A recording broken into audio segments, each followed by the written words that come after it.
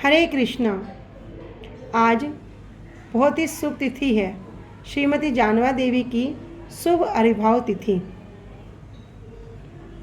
श्री भक्तिवल्लभ तीर्थ गोस्वामी पाद जी कहते हैं कि श्रीमती जानवा माता की कृपा के बिना कोई भी जीव नित्यानंद प्रभु की कृपा को प्राप्त नहीं कर सकता।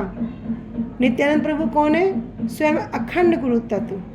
और जब तक उनकी कृपा को प्राप्त नहीं कर सकता, वह इस भवसागर से पार भी नहीं हो सकता। तो श्रीमती जानवा माता जी के विषय में आज हम श्रवण करेंगे। साली गांव में श्री सूर्यदास सरखेल रहा करते थे। श्री सूर्यदास जी के 5 भाई थे, दामोदर जी, श्री जगन्नाथ जी, श्री गौरीदास पंडित जी, श्री कृष्णदास जी और श्री नरसिंह चैतन्य। इनके पिता का नाम कंसारी मिश्र था और माता का नाम था श्रीमती कमला देवी। गौड़ देश के जो राजा थे, उनके धन दौलत का ये हिसाब रखने का जो काम था वो सूर्यदास जी का था। अतः इन्हें क्या कहते थे? सरखेल की उपाधि दी गई थी। श्री सूर्यदास सरखेल की ही 2 पुत्रियां थी। बड़ी पुत्री का नाम था श्रीमती वसुधा और छोटी पुत्री का नाम था श्रीमती जानवा। गौर गणेश दीपिका में कवि कर्णपूर जी लिखते हैं कि श्री नित्यानंद प्रभु की दोनों प्रियाओं श्री वसुधा देवी और श्री जानवा देवी वारुणी और रेवती के अंश से उत्पन्न हुई हैं।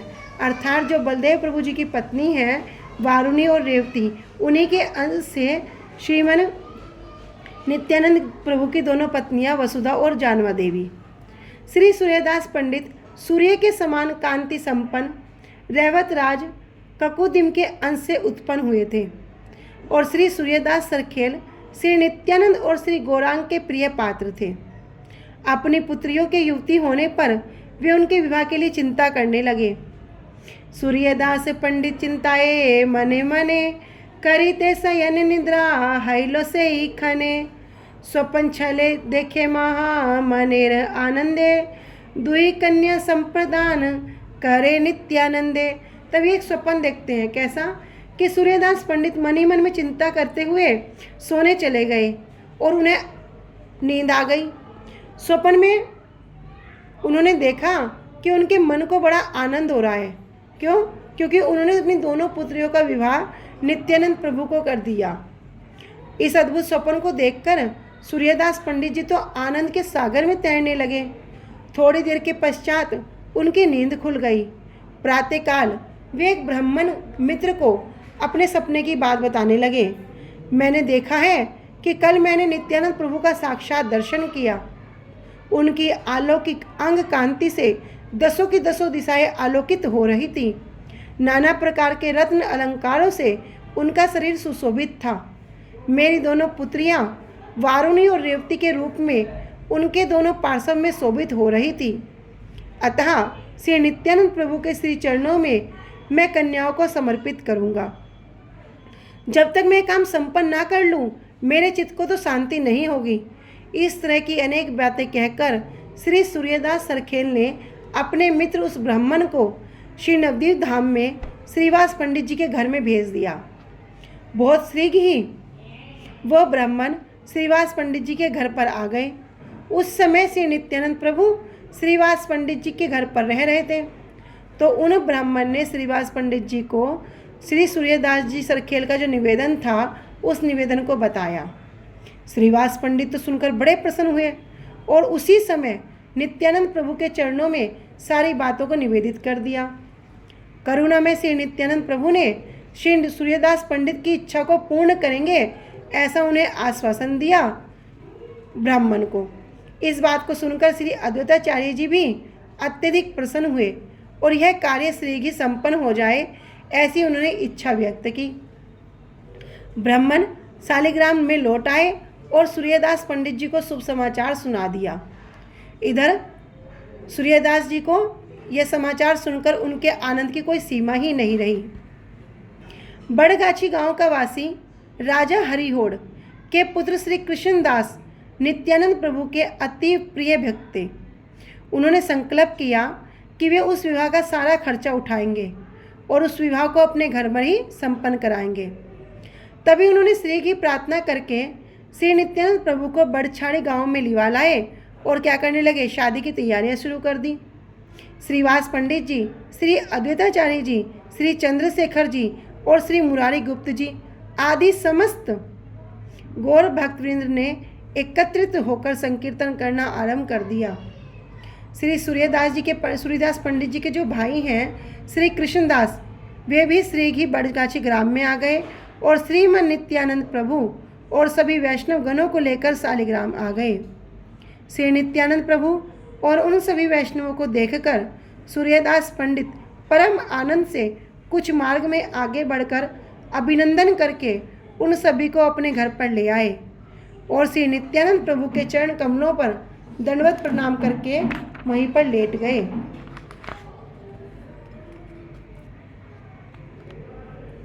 लोटाइया पड़े नित्यानंद पद तले, सूर्यदास भासे दुई नयनेर जले, दुई हाथे धोरी चरण दुखानी, कहिते चाहे किछु ना स्फुरे बानी, मंद मंद हसी नित्यानंद प्रेमा बेसे, कृपा करी केला आलिंगन सूर्यदासे, सूर्यदास आनंदे बिहव निरंतर, के बुझिते पारिय सूर्यदासेर अंतर, देखिया भ्रातार प्रेम चेष्टा गोरीदास, ना धरे धैर्य अति अंतरे उल्लास।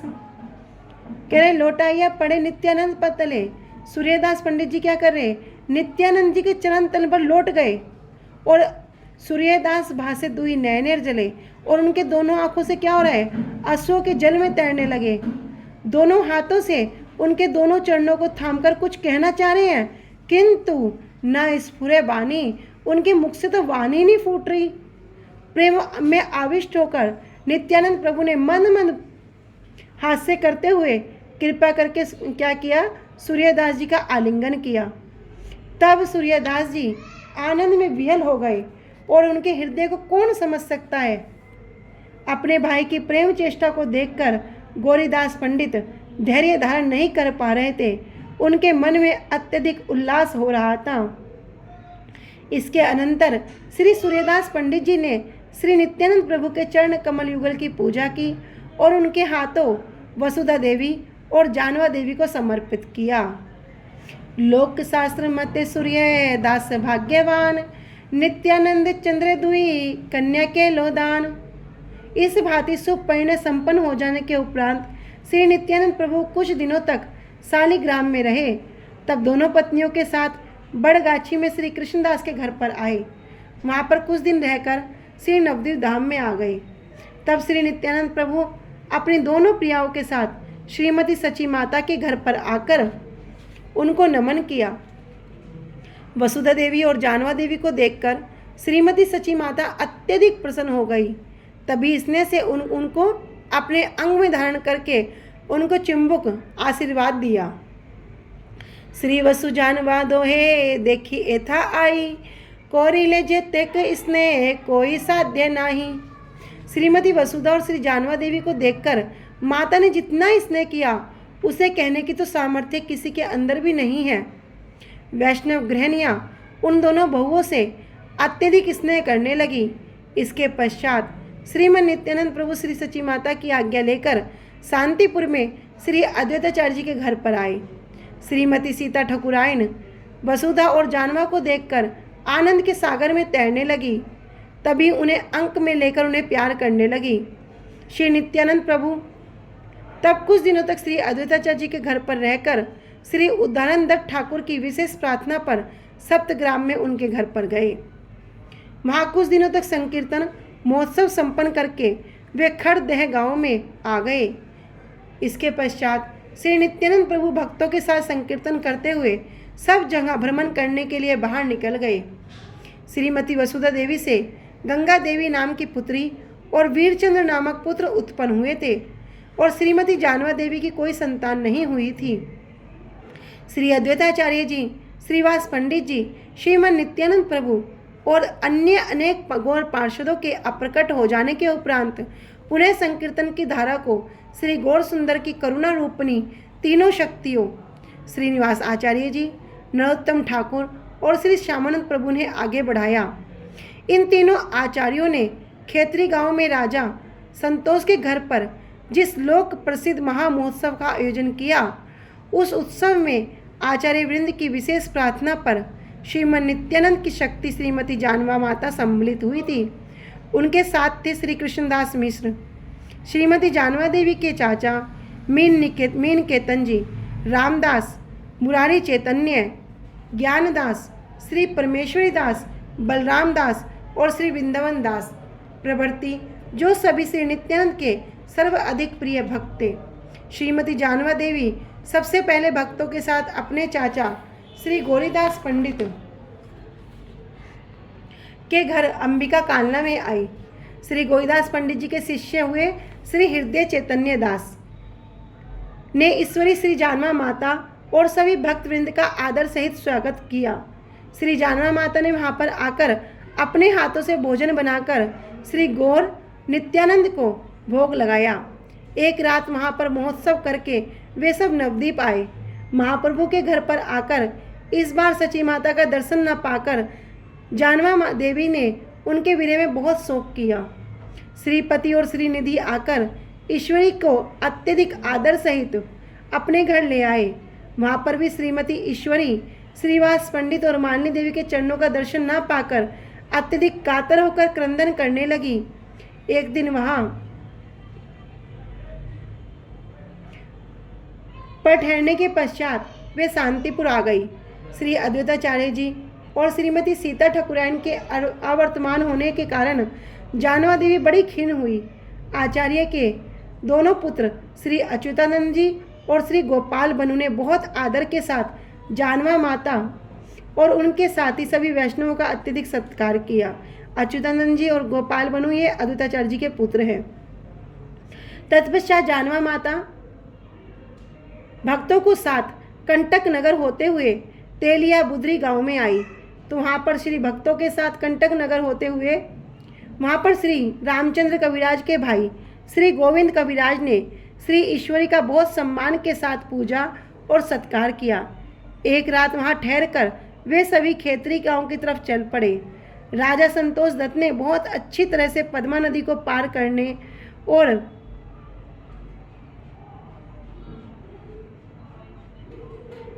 तब पालकी करके वहां से खेतरी तक जाने की व्यवस्था पहले से ही कर दी थी। राजा संतोष दत्त ने मार्ग में काफी दूर तक आगे आकर जानवा माता और वैष्णवों को फूलों की माला आदि अर्पित करके उनका स्वागत किया। वैष्णवों ने संकीर्तन करते हुए खेतरी गांव में प्रवेश किया। उस समय श्रीनिवास आचार्य जी, श्री नरोत्तम ठाकुर और श्री श्यामानंद प्रभु ने आगे बढ़कर उनका स्वागत किया और भूमि तल पर दंडवत प्रणाम किया। वैष्णव परस्पर प्रेम पूर्वक आलिंगन करने लगे। चारों दिशाएं आनंद कोलाहल से मुखरित हो उठी। राजा संतोष दत्त ने श्री जानवा माता और वैष्णव वृंद के लिए नूतन निर्मित किया गया सुंदर मकान, उसमें दो सेवक और अन्य सेवा सामग्रियों को पहले से ही प्रस्तुत करके रखवा दिया। श्री जानवा माता और वैष्णव वृंद अपने अपने मकान में प्रविष्ट हुए और राजा संतोष दत्त की सेवा व्यवस्था को देखकर अत्यधिक प्रसन्न हुए। अगले दिन श्री गौर सुंदर की शुभ आविर्भाव तिथि थी। नूतन निर्मित मंदिर में 6 विग्रहों की प्रतिष्ठा का विपुल आयोजन किया जाने लगा। संध्या के समय अधिवास संकीर्तन हुआ। श्री खंड के रघुनंदन ठाकुर ने मंगल अधिवास कीर्तन को प्रारंभ किया। खेतरी गांव लोगों से भर सा गया। सभा के मध्य भाग में श्री नित्यानंद प्रभु की शक्ति जानवा माता सुशोभित हो रही थी। उनका तथा वैष्णव वृंद का दर्शन प्राप्त करके और कीर्तन सुनकर पापी और पाखंडी व्यक्ति भी परम शुद्ध हो गए। सभी लोग घर का काम काज छोड़कर वैष्णव दर्शन और कीर्तन श्रवण को करने में मग्न हो गए। सभी आनंद सागर में तैरने लगे। वैकुंठ आनंद में ही मानो सभी डूब गए थे। आधी रात तक अधिवास कीर्तन महोत्सव चलता रहा। दूसरे दिन महान समारोह के साथ श्रीनिवास आचार्य ने स्वयं 6 विग्रहों का अभिषेक आदि कार्यों को संपन्न किया। श्री नरोत्तम ठाकुर महाशय ने वैष्णवों और श्री जानवा माता के आदेश के अनुसार कीर्तन आरंभ किया। उस कीर्तन में स्वयं अपने पार्षदों के साथ श्री गौर नित्यानंद प्रभु आविर्भूत हुए। उस दिन खेतरी गांव में जो सुख सागर उद्वेलित हुआ था उसका वर्णन करने में कौन समर्थ है। वह उत्सव एक स्मरणीय घटना के रूप में प्रसिद्ध हो गया। तीसरे दिन महान महोत्सव हुआ। श्री विग्रह ग्रहण के लिए जानवा माता जी ने स्वयं भोग बनाया। श्री जानवा ईश्वरी परम हर्ष हैया, प्रातः काले कोरी लेन स्नान अनिक्रिया, परम उत्साह के लो अप्रवरंदन, अनुव्यंजन आदि जतो न है वर्णन। तब श्री जानवाश्वरी ने क्या किया? जानवा माता ने ईश्वर की परम प्रसन्नता के साथ प्रातःकाल ही उठकर स्नान किया, आनिक आदि क्रियाओं को संपन्न किया और परम उत्साह के साथ उन्होंने अपूर्व अन्न व्यंजन आदि पकाया जिसका वर्णन नहीं किया जा सकता। महामहोत्सव का प्रसाद जानवा माता ने स्वयं ही महत वृंद को वितरित किया और सबसे अंत में जानवा माता ने स्वयं प्रसाद ग्रहण किया। जानवा माता के आचरण से वैष्णव महतगण बहुत अधिक मोहित हो गए। श्री जानवा माता ने खेतरी के उत्सव के समापन पर भक्तवृंद के साथ श्री वृंदावन की ओर यात्रा की। मार्ग में प्रयाग और काशी होते हुए वे मथुरा आए। श्री कृष्ण की जन्मभूमि का दर्शन कर आदि केशव और विश्राम घाट में स्नान आदि करके वृंदावन में आ गए। श्री जानवा माता का स्वागत करने के लिए वृंदावन से वैष्णव वृंद मथुरा में आ गए। श्री परमेश्वरी दास ने वैष्णवों का परिचय श्री जानवा माता का देना आरंभ किया। यह श्री गोपाल भट्टे गौर प्रेममय, ए भूग्रव लोकनाथ गुणा लिए, कृष्णदास ब्रह्मचारी ए श्री कृष्ण पंडित, श्री मधु पंडित इहा श्री जीव विदित, ए छे सक लेरे नाम क्रिया जाना इलो, सुनी ईश्वरीर महा आनंद बाड़ी लो। यह श्री गोपाल भट्ट है और जो ये श्री गौर के प्रेम से जो सरोबार है, ये भूग्रव गोस्वामी और सभी गुणों के आश्रय श्री लोकनाथ जी हैं।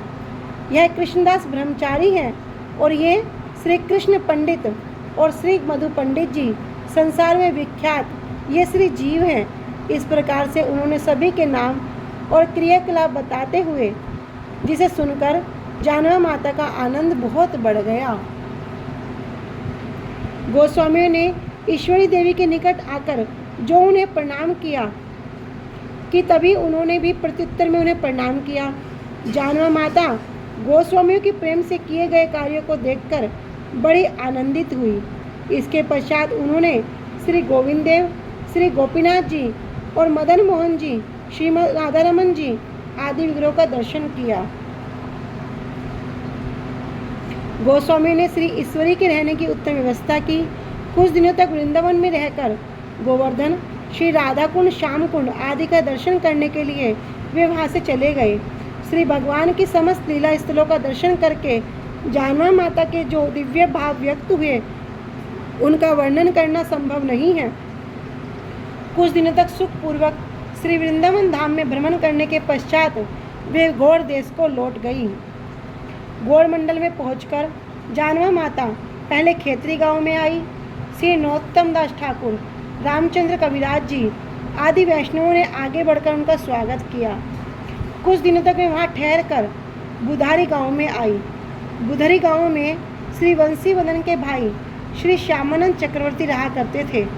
जब जानवा माता ने उनकी पुत्री हेमलता देवी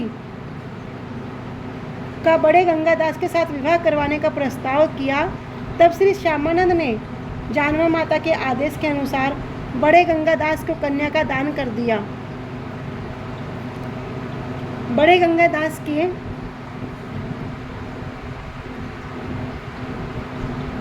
विवाह के उपरांत ईश्वरी ने उन पर श्याम सुंदर जीवों की सेवा का दायित्व सौंप दिया।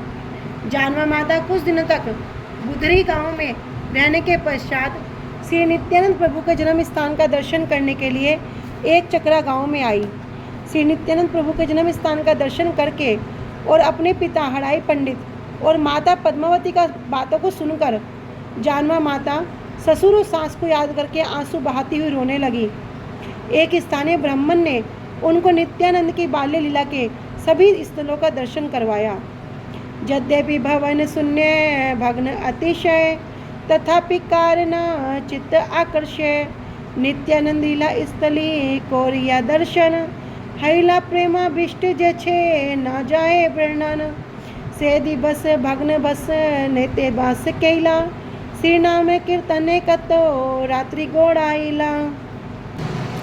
यद्यपि भवन शून्य था और बहुत अधिक टूटा हुआ था, तथापि वह किसके हृदय को आकर्षित नहीं करता था। नित्यानंद प्रभु की लीला स्थलों का दर्शन करके वे ऐसा प्रेम में आविष्ट हुई जिसका वर्णन नहीं किया जा सकता। उस दिन को उसी टूटे हुए भवन में उन्होंने व्यतीत किया और श्री नाम का कीर्तन करके रात्रि को भी व्यतीत किया। एक रात एक चक्रापुर में रहने के उपरांत वे कंटक नगर में गई। प्रभु के संन्यास के स्थान का दर्शन करके जानवा माता ने क्रंदन करना आरंभ कर दिया। वहाँ से वे जाजी ग्राम में श्रीनिवास आचार्य के घर पहुँची। श्रीनिवास आचार्य ने वैष्णवों के साथ भक्ति भाव से ईश्वरी देवी का स्वागत करके उन्हें अपने घर में प्रविष्ट करवाया और उनकी पूजा आदि की।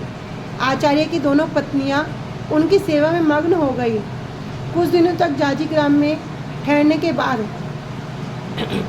ईश्वरी नवद्वीप में श्री गौर सुंदर के जन्म स्थान का दर्शन करने आई।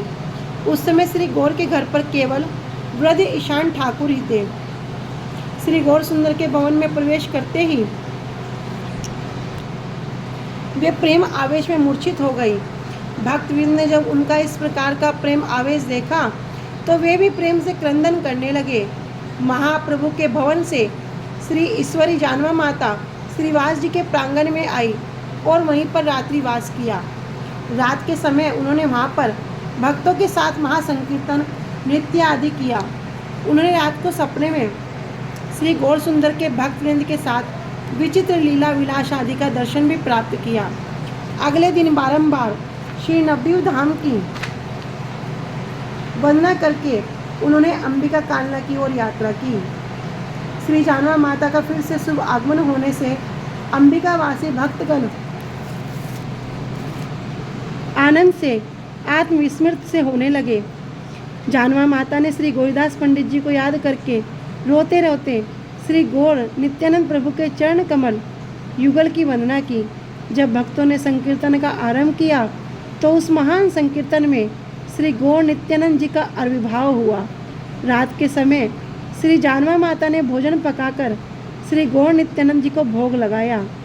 उसी प्रसाद को भक्तों में वितरित करके स्वयं भी ग्रहण किया। रात को विश्राम के समय स्वप्न में उन्होंने श्री गौरीदास पंडित जी और श्री गौर नित्यानंद जी के दर्शन का लाभ किया। उन सभी ने जानवा माता को आशीर्वाद दिया। दूसरे दिन जानवा माता ने भक्तों से विदा ली और श्री उदानंद दत्त ठाकुर के घर पर आई। वहाँ पर एक रात महोत्सव करने के उपरांत नाव के द्वारा अपने घर खड़दहा ग्राम में आ पहुँची। इससे खड़दहा वासी भक्तों के आनंद की कोई सीमा ही नहीं रही। अत्यधिक उल्लास के साथ सभी लोग जानवा माता के दर्शन करने के लिए आगे बढ़े। भक्तों ने संकीर्तन के साथ जानवा माता का स्वागत किया। पुत्र श्री वीरचंद्र और पुत्री श्री गंगा ने जो ही उनकी वंदना की तभी उन्होंने उन दोनों को अंक में धारण करके आनंदपूर्वक उन्हें आशीर्वाद दिया। उन्होंने जब वसुधा देवी को प्रणाम किया तब दोनों ने ही प्रेम भाव को प्रकट किया। इसके पश्चात जानवा माता भक्तों को ब्रजमंडल और गौड़ मंडल का संपूर्ण भ्रमण वृतांत सुनाने लगी। श्री परमेश्वरी दास जानवा माता की सेवा में लगे रहे और जितने भी सब वैष्णव थे सबने वहाँ से विदा ली। श्री जानवा माता ने ब्रजमंडल और गौड़ मंडल में भ्रमण करके गौड़े समाज में एक अपूर्व कीर्ति की प्रतिष्ठा की। श्री जानवा माता प्रेम भक्ति की आधार और नित्यानंद स्वरूपिणी थी। उन्होंने अनेक पापियों और पाखंडियों का उद्धार किया। उनके दिव्य ऐश्वर्य और माधुर्य से सभी आकर्षित हो गए थे। बैसाख शुक्ल अष्टमी के दिन श्री जानवा माता का आविर्भूत हुआ था। श्री भक्ति विनोद ठाकुर जी ने जानवा माता जी के श्री चरणों में इस भांति प्रार्थना की। भवार्णव पौड़े मोर आकुल परान, किसे कुल पाबो तारे ना पाई संधान। ना अच्छे कर्म बल ना ही ज्ञान बल, जाग जोग तपोद्रम ना अच्छे संबल, नितांत दुर्लभ अमी ना जानी संतार। ए विपद के अमार कोरिबे उद्धार, विषय कुंभीरताए भीषण दर्शन। कामेर तरंग सदा करे उत्तेजन, प्राक्तन वायुर्वेग सहित न पारी। कांदिया अस्थिर मन न देखी कांडारी, ओ गो श्री जानवा देवी ए दासे करुणा। करो आजी निजो गुने घुचायो जंत्रणा, तुम्हारे चरण तरी कोरिया आश्रय। भवानव पार हबो कोरे छी निश्चय, तुम्ही नित्यानंद शक्ति कृष्ण भक्ति गुरु। ए दास करह ध्यान पद कल्प तरु, कतो कतो पामरे रे करो छो उद्धार। तुम्हारे चरण आज एक कंगाल छार। भक्तिविनोद ठाकुर जी कहते हैं कि इस भवसागर में गिरे हुए मेरे प्राण बड़े व्याकुल हैं। मुझे किससे किनारा मिलेगा यह मैं खोज नहीं पाता, और ना तो मेरे पास कर्म का बल है और न ही ज्ञान का बल है, न ही यज्ञ का बल है, न ही योग का बल है, और न ही तपोबल ही का सहारा है।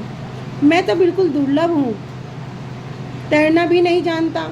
इस विपदा में कौन मेरा उद्धार करेगा?